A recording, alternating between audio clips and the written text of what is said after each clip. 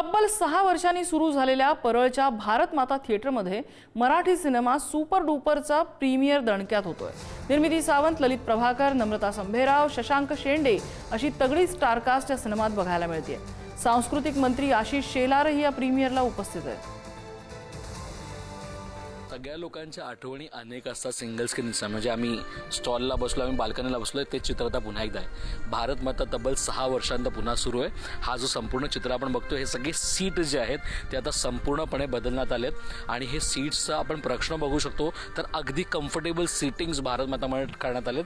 त्यासोबत आपण बघू शकतो वर प्रोजेक्शनच्या वर बाल्कनीसुद्धा आहे। त्यामुळे स्टॉल आणि बाल्कनीचा एक्सपिरियन्स जो आहे, जो पुन्हा एकदा सिंगल स्क्रीनमध्ये लोकांना पुन्हा एकदा घेऊन येतोय, खेचून आणतोय।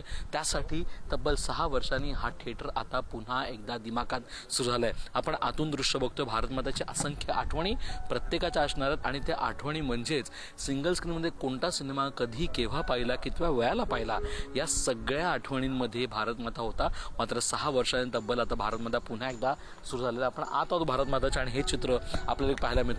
खऱ्या अर्थानं साऊंड वेगळं आहे, चित्र वेगळं आहे। एका नवीन अंदाजात खऱ्या अर्थानं भारत माता प्रेक्षकांसाठी सज्ज झालं आहे। त्याचंच कारण असं की भारत माता आता प्रेक्षकांचं मनोरंजन करण्यासाठी झालं आहे आणि तेही एका मराठी सिनेमा म्हणजे सुपर डुपर सोबत।